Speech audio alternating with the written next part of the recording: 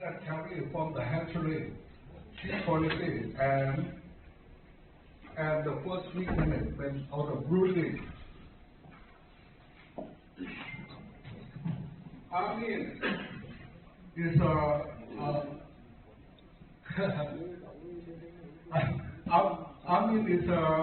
our technical manager, and he graduated from General Sudirman, Indonesia, and has studied India 2000, that is his background.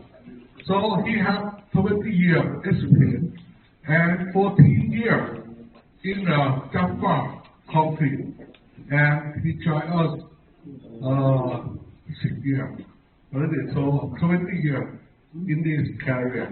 So, I mean, okay.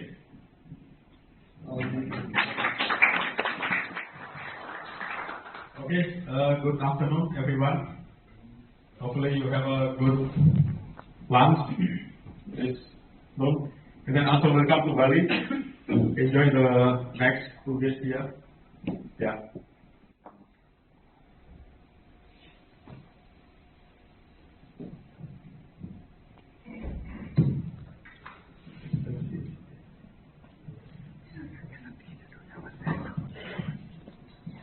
Okay, next 45 minutes, I would like to talk about the chick quality and first week management.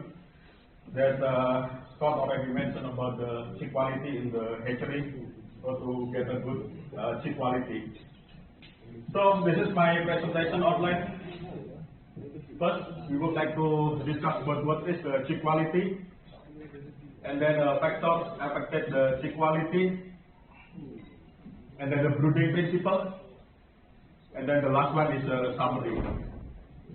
First of all, I would like to ask all of you, as a broiler farm manager, everyone here is like from broiler, right?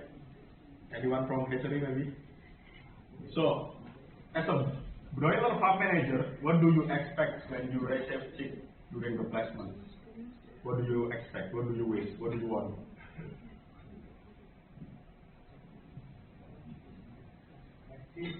Healthy chick, uniform, active chick, uniform, big chick. You want a big chick? Yeah. And then no defect, of course. Yeah. No box mortality. No dehydration. You don't want dehydration. What else? I just want to rather than to my car.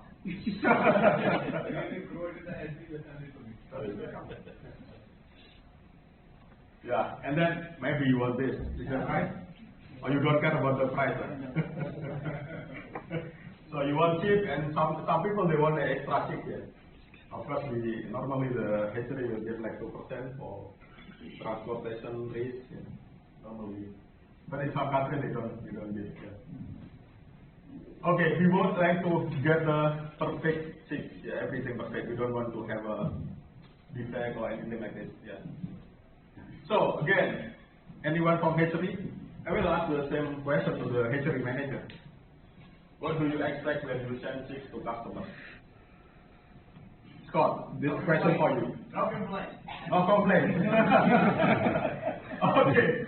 So exactly. So they don't want complaint from you. Yeah. Zero complaint from your customer. So from now, don't complain the hatchery manager. Everyone agree? No. Right? Yeah. But you can always give them a feedback. Yeah. No complaint, but feedback. So nicer. Yeah. What is the feedback to the hatchery you should give? What is the important feedback? Anyone know? The same thing. Same thing. You get one chick with maybe with cross beak. You complain them. Sorry. You give them one back. No, this is the most important feedback to the hatchery. So 7 days mortality and 7 days body weight. Most of the time when we visit with the Scott visiting the hatchery, and then we ask the hatchery manager, do you have any information about the mortality? They will say, no, we don't have. We don't ask the broiler manager. As long as there is no news, this is good news. But again, it is very important to ask, to give a feedback to the hatchery manager in terms of 7 days mortality and 7 days body weight.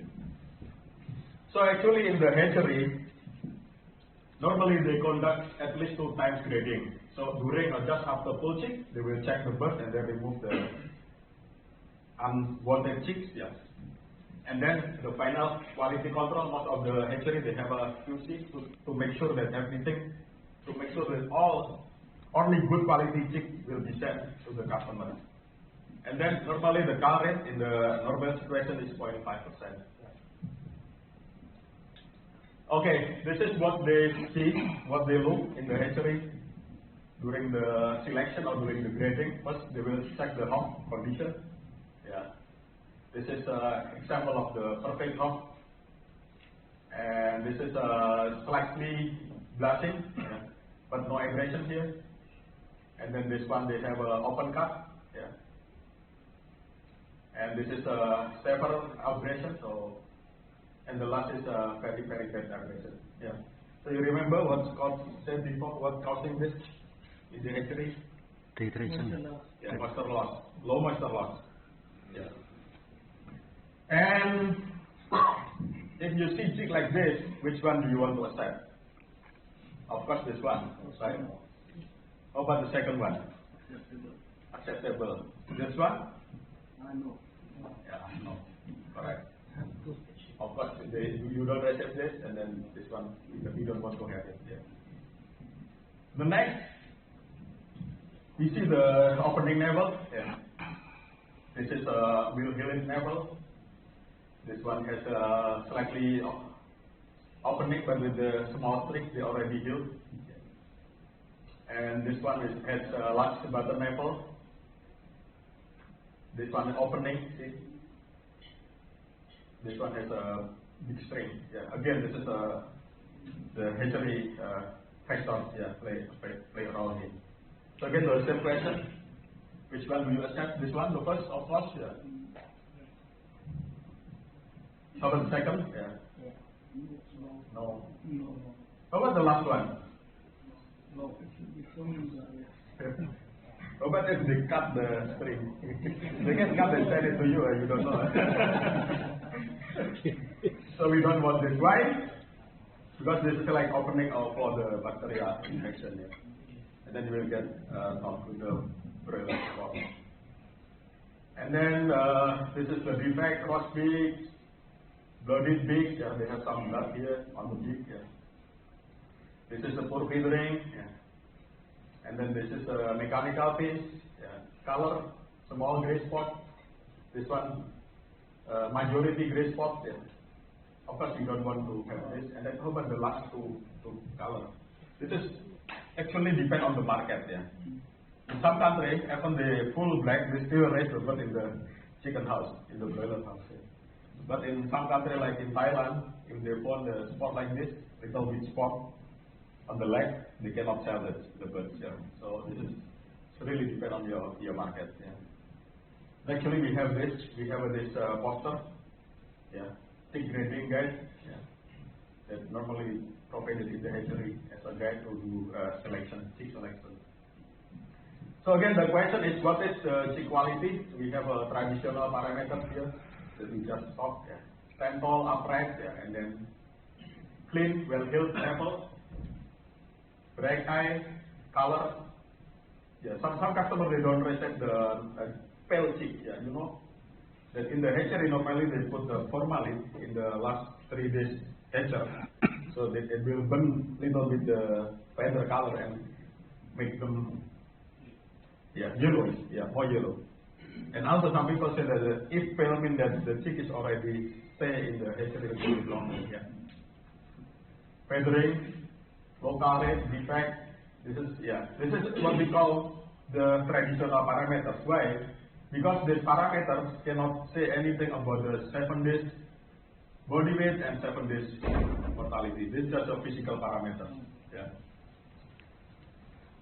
And the best parameters are those that strongly correlated with the final broiler performance. Remember, 7-day body weight should be more than 200 grams, and and then mortality should be less than 1%. So we have a target that mortality and count from the hatchery to the last 7 days should be 1.5 maximum. Yeah. So 1% in the farm and then 0.5% in the hatchery. Yeah. More and less like that. Yeah.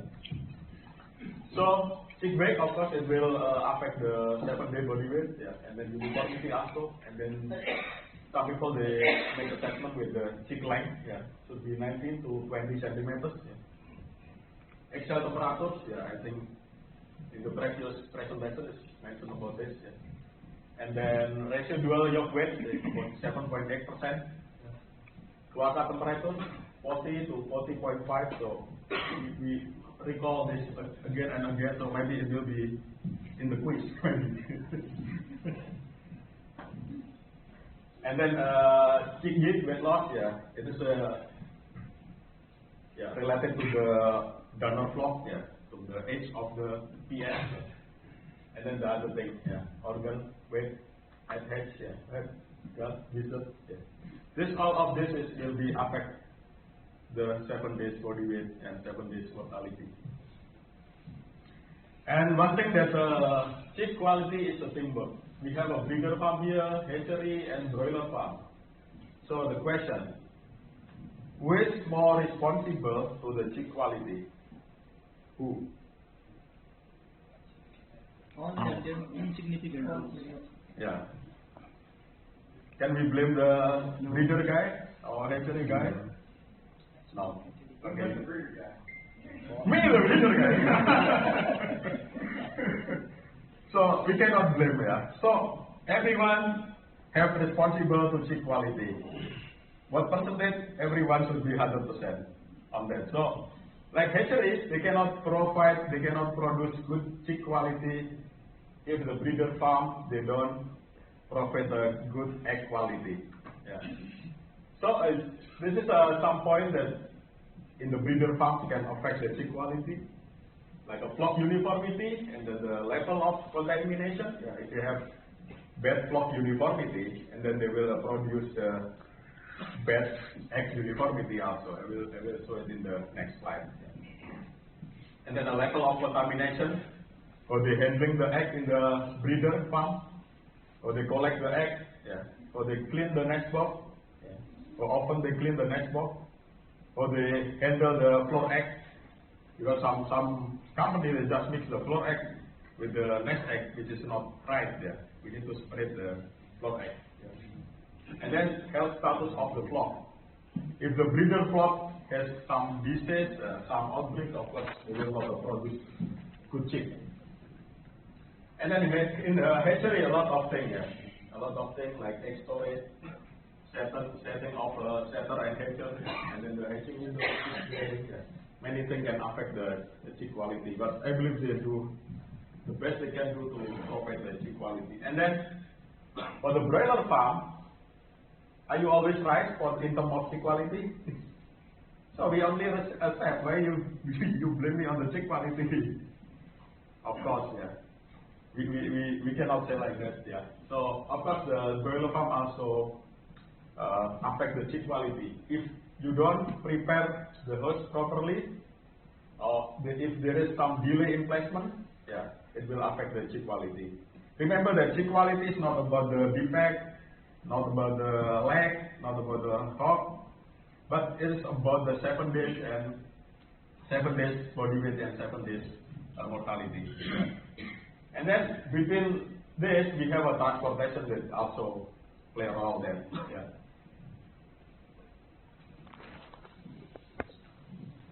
Anyone know this? Can you go to hatchery? So this is what we call explode because of a contamination.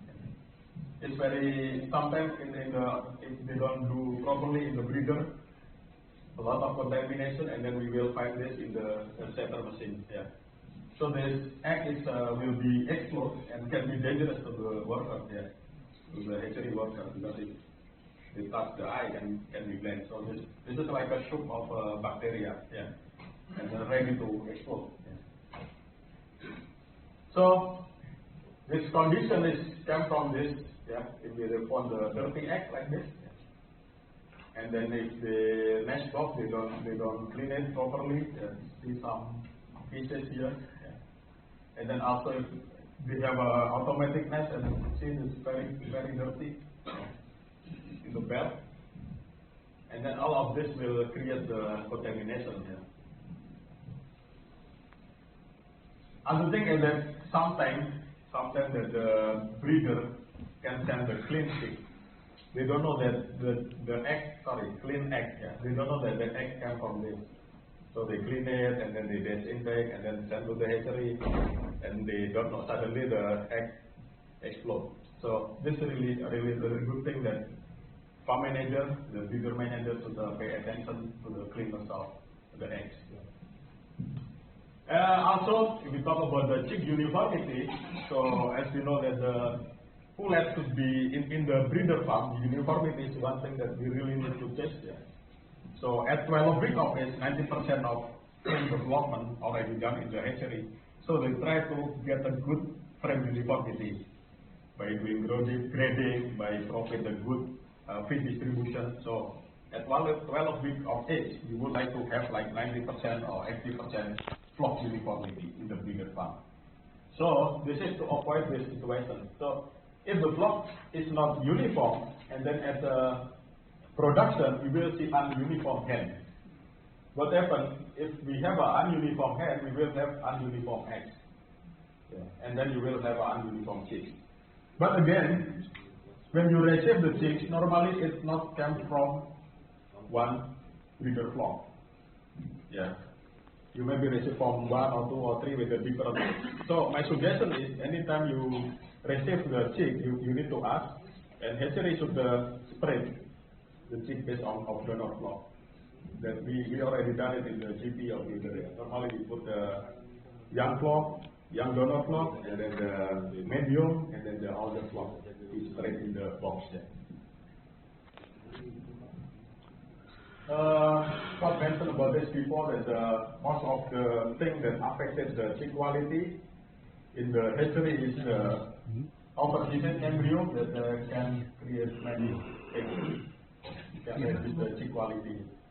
And then this is the same thing that we would like to have a embryo temperature between 100 and 114.5 Fahrenheit.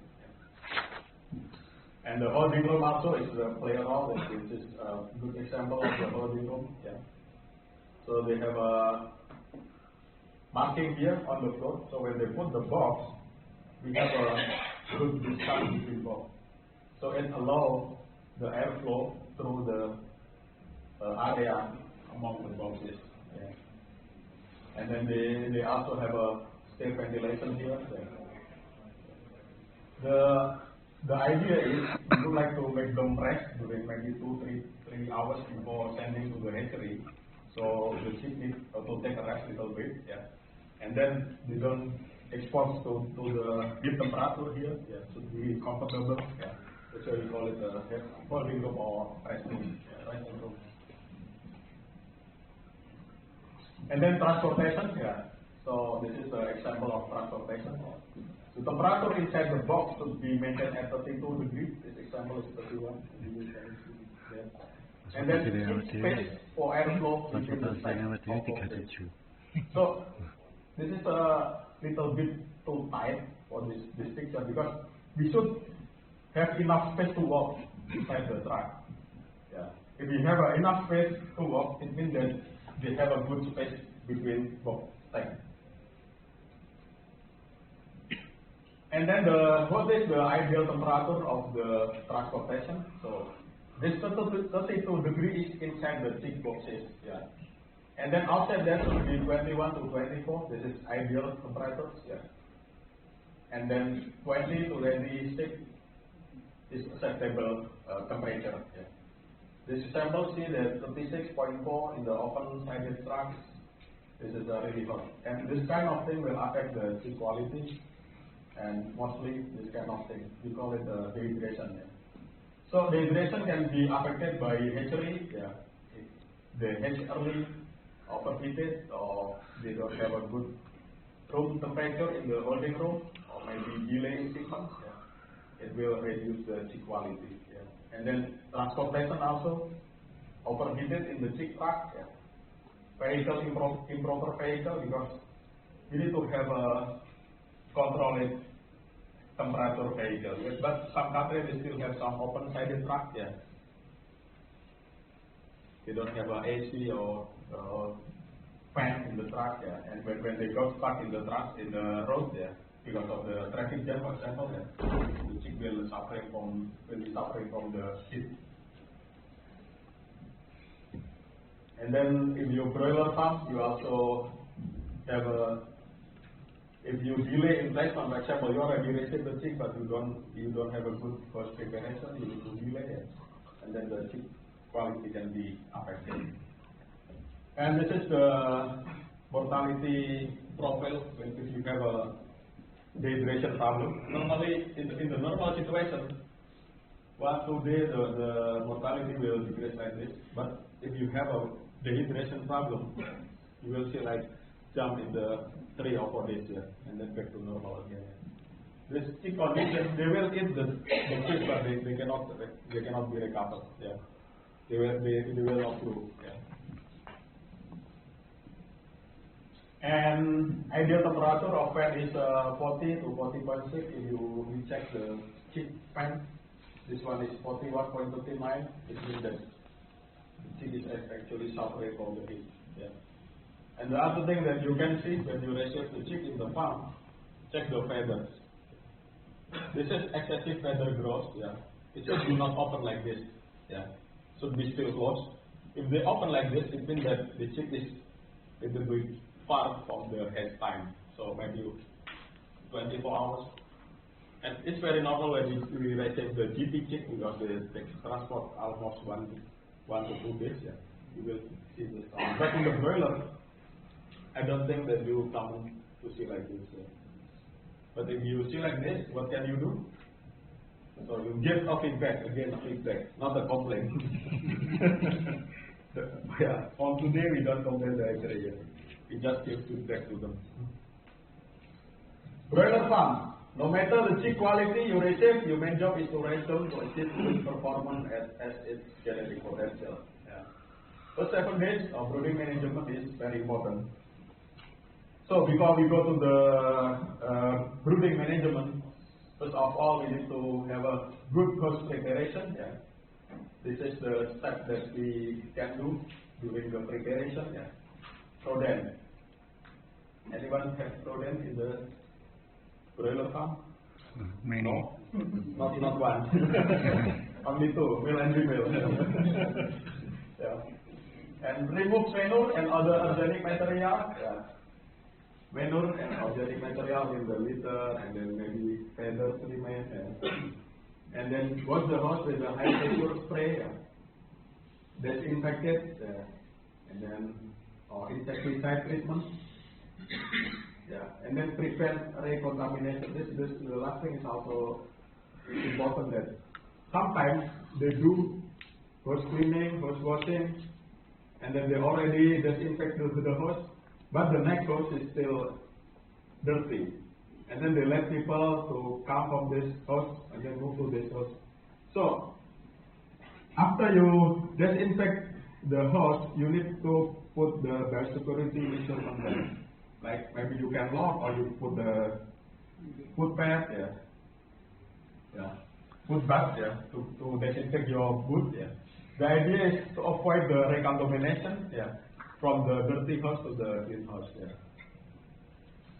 And then you need to do brooding preparation. And after this, you need to have like a brand new house.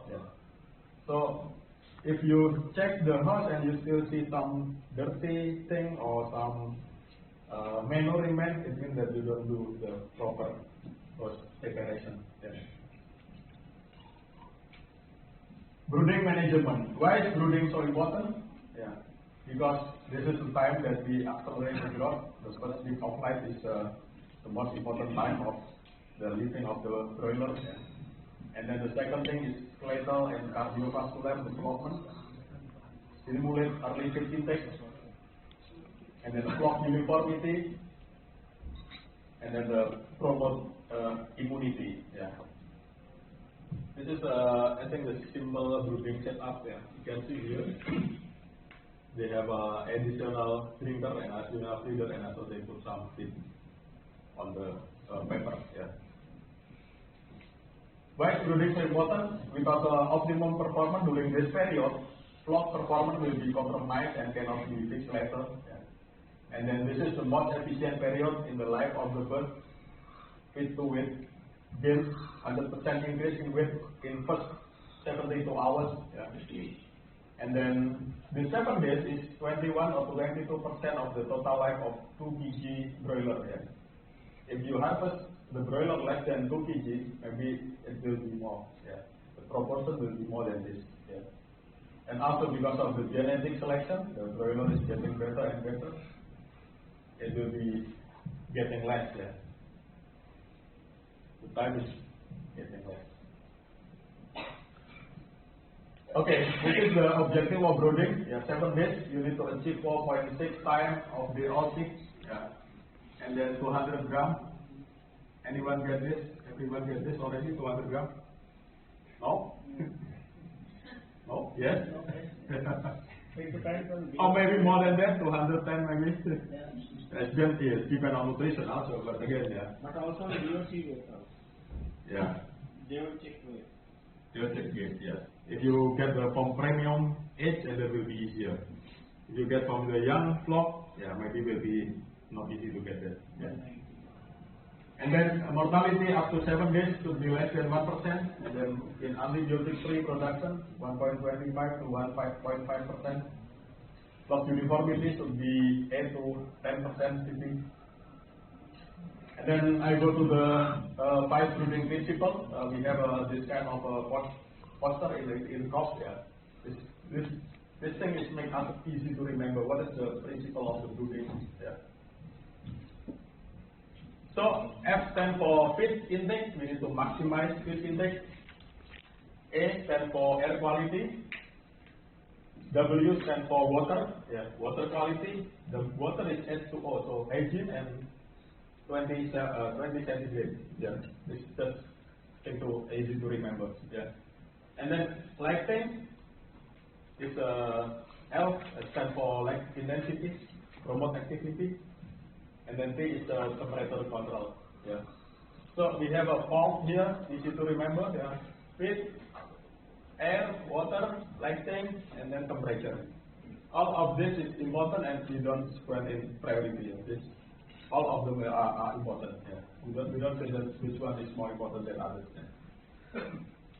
Okay, we start with feed intake. We need to maximize the feed intake. Cover. This is the management tip for the feed intake. Cover 50% of brooding area with a good quality paper. Let's say for 5 days. Yeah. And then place a line of paper either side or of each bringer line. Yeah.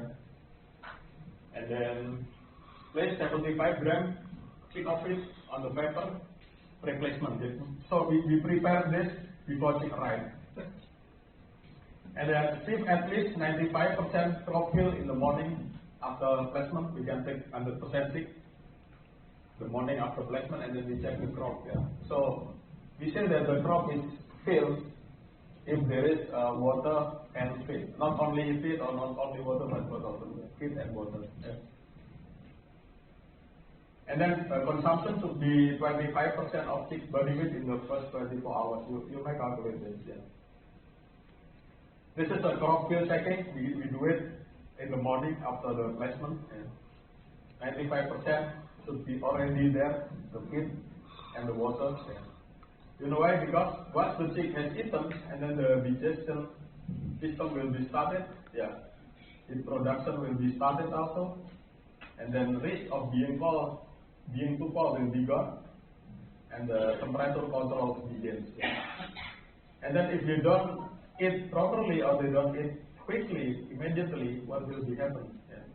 So no meat production, and then lower body temperature, you will see more calcium, yeah. And then thermoregulation will be delayed. Yeah. So this is the picture from Mallorca from 2003. On the left here, this is the feeling of the intestine surface. Yeah. Filling with the feed and water 24 hours after hatch, so they grow very well, very nice picture. And then in the right picture this is the filling with no feed and water 24 hours after. So we can see here the filling start destroyed. Yeah.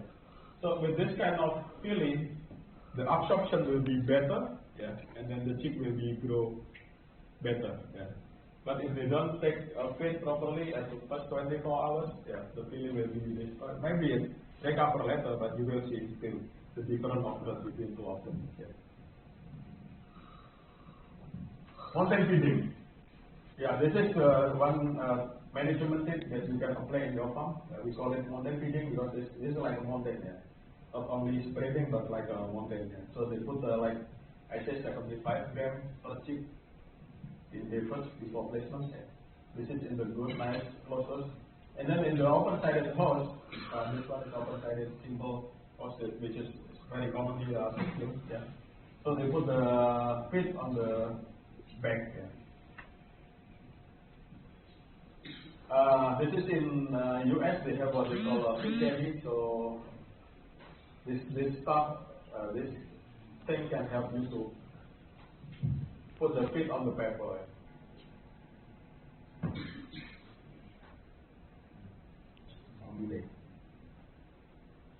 Explain what is it.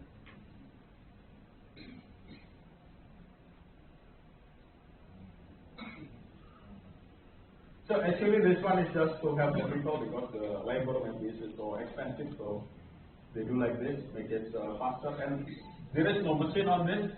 It's just a simple mechanism. So if you want to build it, I think you can talk to your mechanic and then do things like this is easier.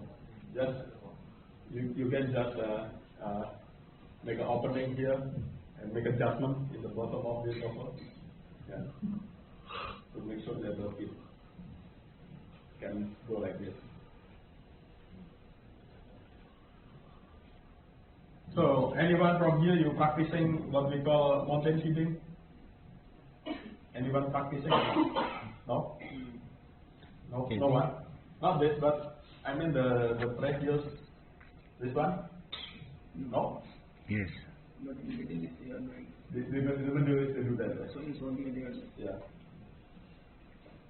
So the key is you need to place the chick on top of it so they will hit the feed directly, immediately. Yeah. So just put the chick on top of it. This chick will be easy for them to get the feed. This thing is the picture. Yeah, they have a very good project set up. Yeah, but we missed the additional feeder here. I don't see pepper here, and this is the first day. So the feeder is very limited, and if you notice that actually this is not the broiler feeder, but the breeder feed. Yeah. Breeder feeder. So if you buy the equipment, make sure that that equipment is for broiler because it's very similar with the breeder. So this feeder is rock cell that's actually for the breeder. Yeah. How about this? Yeah, this is an example of the breeder, and they have a pepper but no feed here. Even inside the feeder there is no feed. Yeah, this is very bad example of this. I don't think that you have this kind of thing, but you notice this is actually in the GB, very disaster. Yeah. This one is okay. Yeah, they have a feeder and then they have an additional feed on the paper. Yeah, the same. Yeah. Okay, the next principle is air quality. Yeah. I think Matthew will talk about the ventilation. Yeah. The key thing is we need to activate minimum ventilation 48 hours before placement, and then this one should be fixed volume rather than variable speed. Yeah. And then 20% run time, ideally 5-minute program of 60 seconds on and then 30 seconds off. And then capacity of minimum ventilation fan should be able to provide a total air exchange every 8 minutes. This is just basic rules for the air quality. Yeah. This is a calculation to many fans required for the certain house. Yeah. And this kind of thing is good quality air. This parameter of our good air quality. oxygen minimum 19.6%, carbon dioxide maximum 3000 ppm, humidity maximum 70%, carbon monoxide 10 ppm maximum, ammonia 10 ppm, and then inspirable gas maximum 3.4 mg. Normally we don't have a problem with the oxygen because oxygen level in the air is always the same. The difference is sometimes the pressure. If you go 1000 meters higher in the elevation, and then the pressure will be lower. So as long as you don't place your broiler hose in the 4000 meters above the sea level, you will be fine. Yeah. And now it's very common that people go CCS hose, climate control system hose, right? Everyone already has this. But some states still have like this, open-sided hose. This is a kind of open-sided hose that's laying in the near the Everest, the sum who is from Indonesia.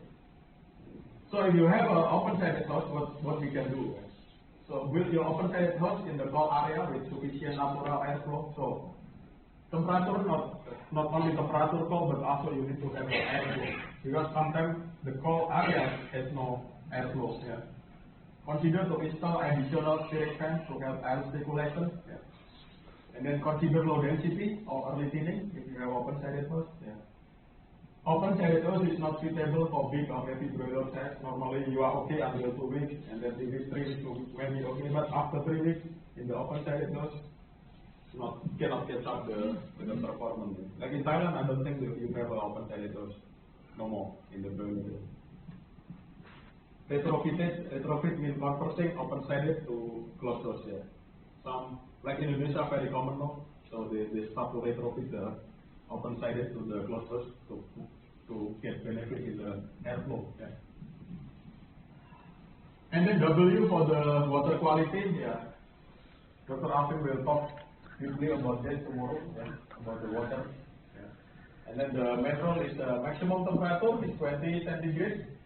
Vaccinating orally, and then flush as often as needed to control the water temperature and to prevent the biofilm build-up. Achieve consumption at least 1 milliliter per hour per chick in first 24 hours. This is easy to remember, 1 milliliter per hour per chick. And then this is the flow rate. I think everyone has the flow meter. We need to have 40 milliliter per minute in the first week. And then also you need to make adjustment the head of the nipple anytime. Provide comfortable nipple head, adjust head regularly depend on the chick head. And chicks need to try to activate the nipple with a fixed flat on the floor, so they need to drink easily, not like that.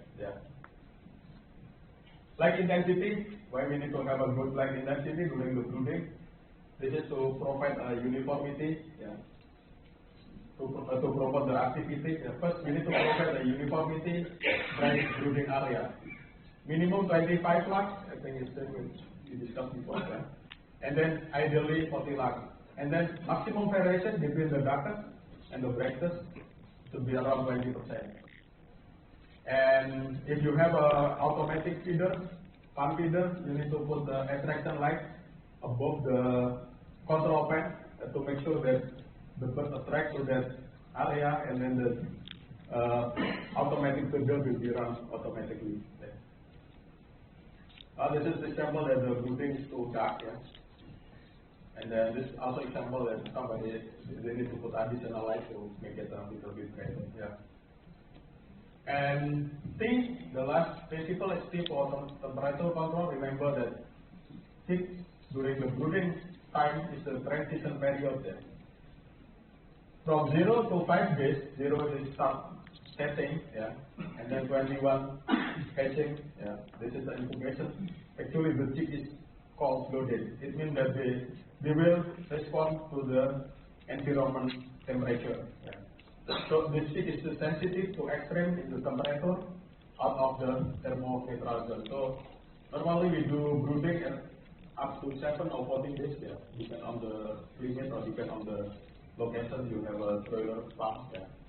So this is very important. And then at 7-8 days they start to be warm loaded, so they will be more adaptive to the environment. And preheating, preheating is also important, and not of the company do that, especially with the contract farmer, because they don't want to spend money to do preheating. So preheating should be done at least 48 hours, regardless of time of the year.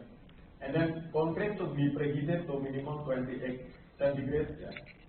So the most important here is to heat up the floor, rather than liter or the room temperature. Because you know why? Because the footpad is the chick area that exposed directly to the temperature. So this is the temperature guide, from 0, 7 to 14, and this is we have this in our new boiler guide. So it is depend on the humidity actually. If you have a higher humidity, and then the temperature should be a little bit lower. And then the other thing, that if you already have a good setup for your house, you need again to observe the bird behavior, and then measure the internal body temperature before deciding to adjust those set points. So don't only look to the measurement equipment, but also look to the chick behavior. So always using bird behavior and effective temperature as the ultimate guide to correct temperature for the bird. So chicks should always be doing this following. If we visit the farm during the brooding, we need to see some chick eating, drinking, and then some resting, and then some playing, and then we need to see that birds evenly spread throughout the house, so we don't see the chick huddling or cornering in some area, to be spread evenly. And then you need to hear the chick before you open the door, so you just listen to what happens inside the chicken house. It should be active. And then this is temperature effect.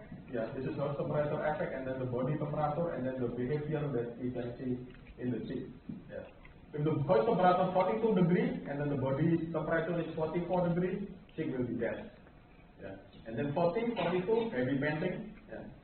38, you will see the big opening. Rapid panting. So what is the normal temperature? So this one, 32 to 32 to 34. This is the normal temperature for the chick. And then if you go lower, and then you will see also the problem, huddling, and then sleeping, and then they will not grow properly. So what happened here? This is not active, but if we see the room temperature is okay, 51.3. High humidity. Anyone know what is maybe the reason, or the possible reason where it happened? High humidity. Humidity. It can be ventilation, maybe. It can be cold heaters. So this house has no proper heating, preheating. So they don't do heating properly. So that's why they can reach the room temperature very easily, 31, but they cannot reach the floor temperature and then the litter temperature. Then you will see like this. So this is what we see. This is the cold speed, and then this is the warm speed. And then the chick will be just stand still. Okay, the last summary is, again, chick quality means 7 days mortality and 7 days body weight. Not the defect. And then chick quality is a teamwork between breeder farm, hatchery, and broiler farm. Everyone responsible to chick quality. Agree? Okay, good. And also transportation. And then remember this one: feed, air, water, lighting, and then the temperature. Thank you.